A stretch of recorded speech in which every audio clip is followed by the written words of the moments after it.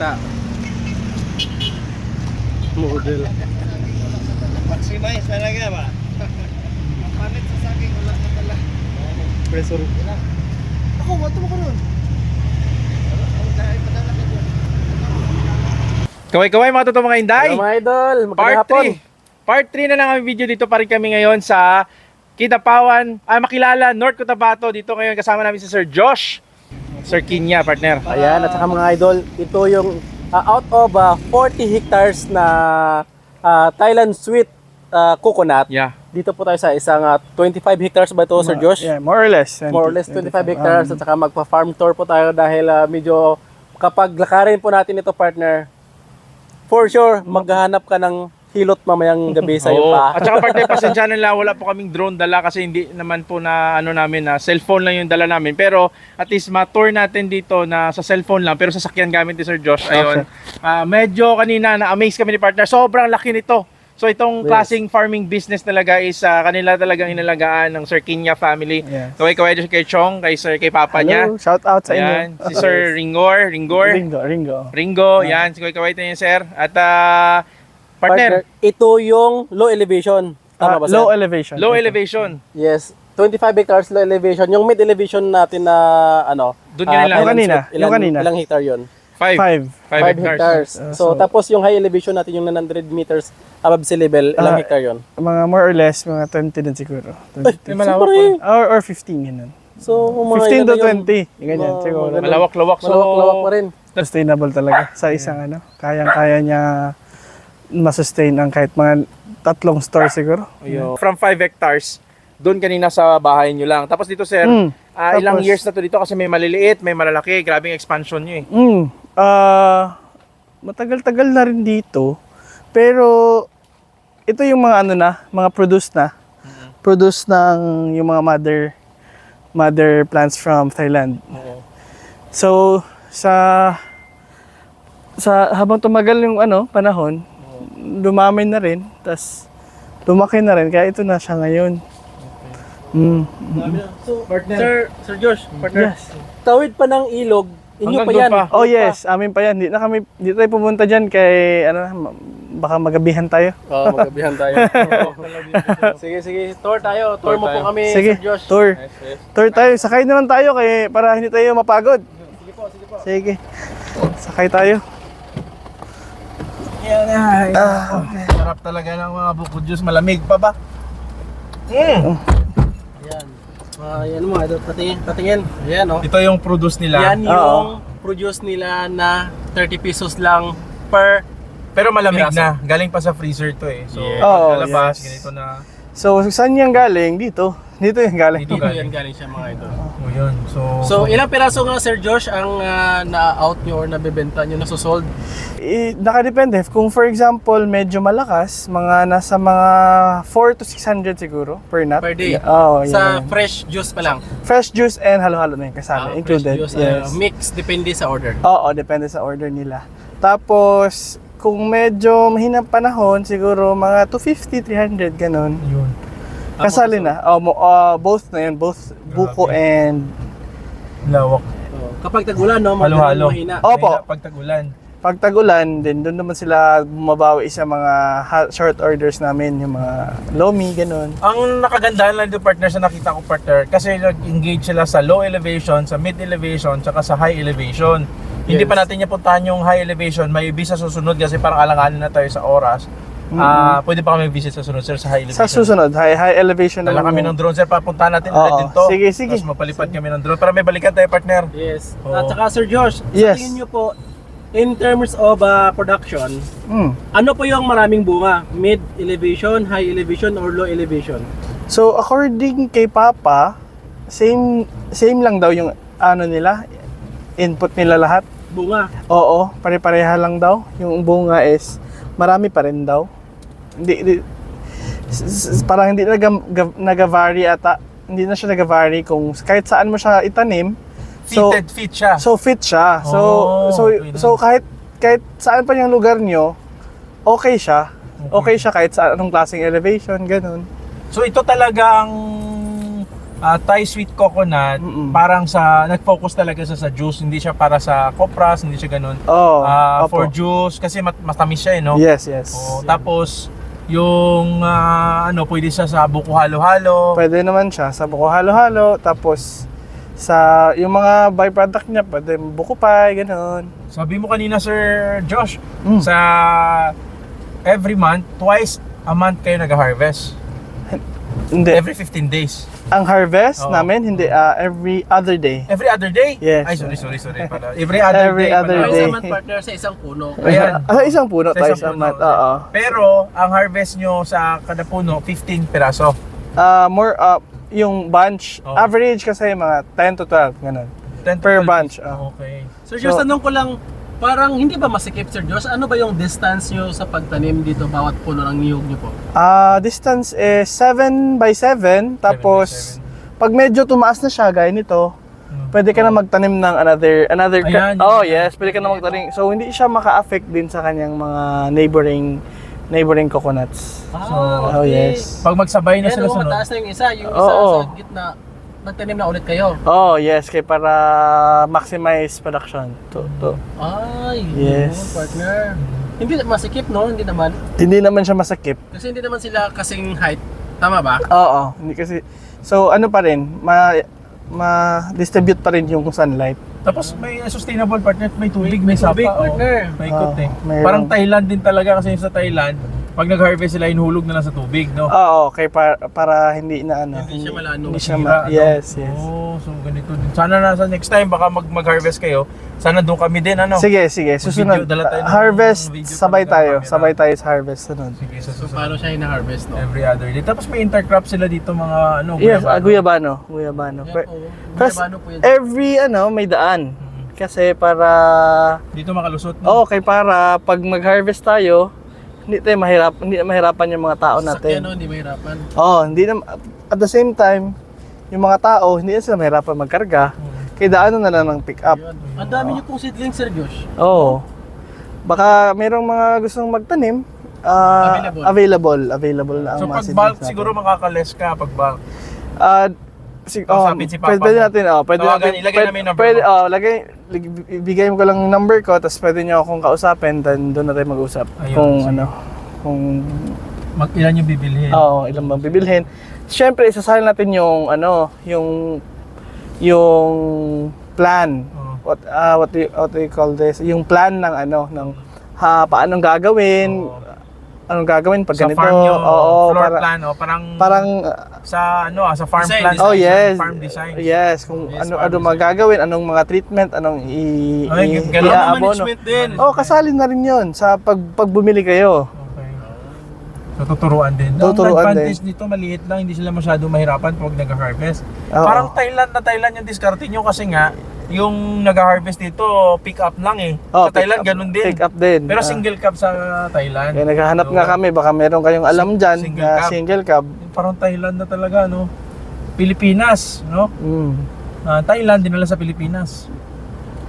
Di ba? Ay. Oh.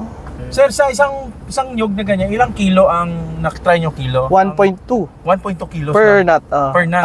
Average. Ano ba dapat ang tamang size? 1.2 lang ba? O pwede ba siya lumagpas? Ganon. Okay lang naman siyang lumagpas. Wala namang effect sa kanyang lasa or sa kanyang meat. Oh, Okay lang, nakadepende pa rin kasi yun sa nutrients na nakukuha niya. okay. So, So, ang fertilization nyo dito, ilang months ba ang paglalagay nyo? Ano ang ginalagay nyo? nilalagay namin para mas maganda yung Oo. Last year, I remember, yung mga organic namin, organic from animal manure, ganon, yung mga carbonized rice hulls namin sa bahay, na naipon galing sa mga baka, chicken, mga animal manure, yun yung pinapadala namin dito para at the same time nakatipid ka sa tawag niyan Fertilizer. sa fertilizer. So, hindi kayo nag-inorganic fertilizer or commercialized fertilizer? Gumagamit din sila pero yung maasin lang ganon. Ano, asin? Oh, Asin. Yes, asin. Pero yung abono mismo, like urea, triple 14, Urea. wala po. Paminsan-minsan lang, nakadepende lang kasi. Okay. Minsan tayo magdaan dito sa inyo daan. So, ayan. Pwede tayo doon. Depende na lang. Maraming Balik Dito, tayo. dito. Maraming daan eh. Pwede tayo dito eh. Pero baka walang magbukas. Dito na. Kasi nabukas na dito kanina. Bukas na dito kanina. Sasarado na. Sa Okay sana dito eh. sir, sa ganito kalawak na farm, ilan yung tao na nandito ngayon sa inyo? Ngayon, O, parang na nag-handle. 5 lang or 6? Ganun kaliit lang. Sa Oh. 25 hectares, 5? 5. Sila na rin yung taga-harvest? Sila ang taga-harvest. Tapos ano yun, sila arawan? Arawan. Tapos weekly yung sweldo, ganun. Ayos din, oh. Ayos ah. Halos puro niyog pala, no? May guyabano lang. Mayroong Konti. guyabano, konti. Ito, guyabano to. Ito. Ano guyabano? Dito nag-ano na sila. Siya po yung mga ano. Medyo hapon na po kasi. Hindi na natin makita eh. Pero ang dito na area kasi mabasa dito, no? So okay lang ba ang nyog pag ganon? Okay lang naman. 'Di ba tumutubo yung nyog sa mga dagat, 'di ba? So Oo, sige. kahit anong environment compared to other crops, mas malaki talaga chance ng nyog na mabuhay. Ayun. So Yes. sinasabi mo nga kanina, Sir Josh, na itong nyog ang napili din nila Papa at saka tito mo dahil nga whole year round may harvest ka. Yes. Unlike sa ibang mga fruits na ano lang sila ng Seasonal. seasonal Yes, lang. seasonal Oo. sila. So yun ang kagandaan din. Ang Siyempre. ganda. Minsan dumidiretso tayo dun kahit ano kasi ginawa namin to na may daan lahat sa gitna para accessible siya kahit saan ka pumunta. So Pwede ka makakapasok ka, hindi ka na mahihirapan. Oo. Pwede pa tayo doon, pero Kasi yung dito dala na nyo tayo, dito baka pag harvest is yung Hilux. yung Hilux, yung Hilux. Kaya lahat may daan no, na mapasok. Yes. Yung Bitagulan, Sir Josh, kayang-kaya. Kayang-kaya. Naka 4x4 man yung Hilux eh. Ayun ang mga Wow, galing. So, So, parang may graba na rin para, no? Oh, yes sir. Graba, May ito, graba. ito ano ito eh, yung parang pwede gawing balon para prepare sa tag-init. Oo.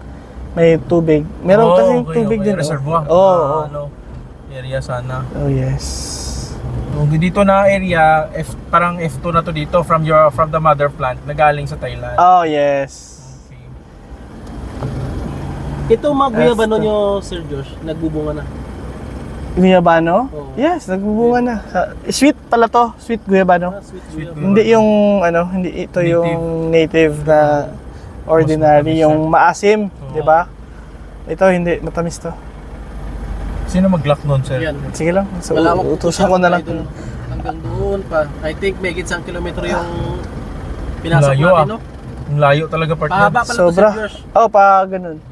Pag Haba. tinignan mo Oo. sa mapa, partner, ano yung sabi mo kanina? Sobrang dami. Pag tingnan sa mapa, Sobrang puro niyog kasi partner sa taas. Kaya nga. Oo. Next time, mapalipad tayo ng drone. Next time, tingnan natin dito. May pa to dito, pero ito dito hindi na. Kabila. Dito Before na. kayo po nag-niyog, Sir Josh, ano po yung inyong mga Crops. usual crops? Crops dito dati Palay. laktatan. Saging to. Oo, saging sila dati. Nalugi din para sa saging. Hindi kami nadugi. Oh. Kaya ano lang, parang syempre nagkasakit si Papa. Tapos Mahirap i-handle, no? tapos parang yung lupa acidic na. Oh. So ang next tanim mo ng saging, pangit na yung buong Oh. niya, tubo. So nag-stop muna. Tapos siguro naka-decide sila mag-sweet coconut. So ito na siya ngayon. Nag-decide lang talaga sila, no? Nakapunta din sila ng Thailand. Nakapunta silang Thailand. Malaki-laki din yung gastos, sir, no? Kasi na-import nyo daw from Thailand, papunta dito. Medyo nakagastos din. So, yun din yung opportunity na ina-offer namin. Imbes na mas mahal yung bibili sila galing sa Thailand, Dito na. dito na lang sa Pilipinas. Same lang din naman. Same lang din naman yung variety at saka yung quality. Ano ba masasabi mo, sir, nung may nyug sa kabila at saka may nyug sa kabila na hindi Thai sweet?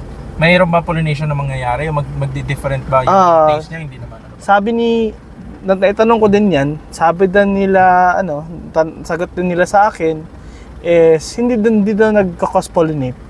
Sinubukan din naman. Oh yes, itong sweet na to at saka itong mga centennial. Kasi sa kabila mayroon malalaki, no? Hindi man daw nagko-cross pollinate. So same pa rin ang result. Same pa rin ang result, matamis pa rin daw. Ayun. So So, meron ba tao dito? Mahirap ba i-handle to, sir? No? Ito? O yung business na to? Okay lang naman. Kailangan mo lang ng time management. Tsaka, kailangan mo din talaga ng tulong ng ibang tao. Ano ba ang plan ng Sir Kinya Farm the next following Years? no? We're not getting any younger man din. Kaya tumatanda man din sila, sila papa, sila tito. So, kailangan talaga na ang mga next generation is dapat alam nila kung ano yung mga nangyayari dito.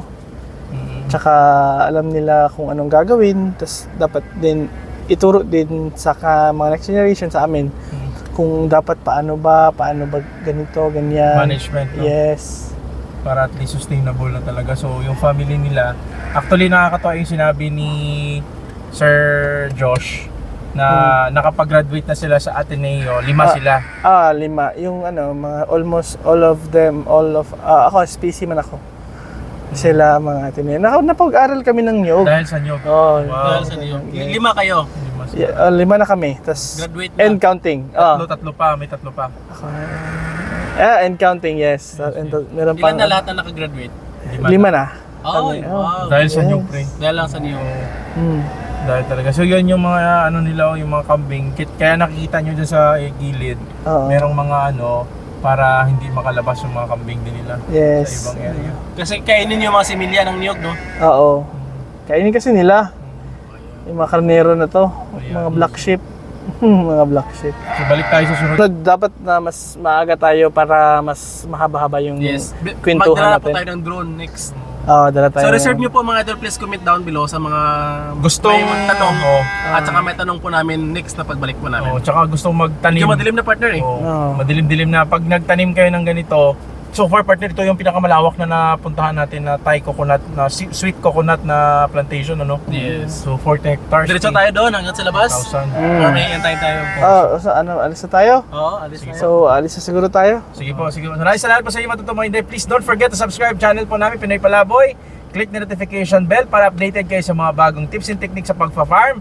At kita-kits po tayo sa Luzon ulit, no? Yes, at saka mga idol, kung nagustuhan nyo ang ating video, please like naman po mga idol, mag-comment below po mga idol, i-share para maraming pong makapanood. Ayan. Luzon, Yes. Visayas at Mindanao. Naikot namin ni partner. So abangan nyo kami kasi lalabas din kami sa international, sa ibang bansa para at least mapakita namin sa inyo mga advanced technology. So dito kina Sir Josh, no? Kakaiba din, nag-engage din siya, younger generation, 26 years old si Sir Josh. Pero sila yung nag-manage ng farm nila. Kaya tinuturuan niya din yung mga susunod na mga henerasyon. Sinasabi niya nga na para may sustainable din sa farm and sa family nila. So ito na kasi yung family business nila, no, pinaalagaan nila para at least tuloy-tuloy din yung pag-alaga sa kanila ng kanilang farm. Yes, sa mga idol, sa lahat po ng mga nakatikim na ng Thailand sweet na coconut, Comment. please comment down below kung ano yung review nyo po mga idol. Hindi lang po dito sa Kidapawan, other parts din po ng Pilipinas or sa ibang bansa, please comment down mga idol kung ano yung comparison nyo versus sa native. Ayan. So, yan, maraming salamat sa inyo mga totoong mga hinday. Mula yan dito sa Makilala, North Cotabato. Kasama natin si Sir Josh, Sir Kinya, kaway-kaway. Happy farming mga idol! Hello! Bye-bye! Bye-bye. Bye-bye!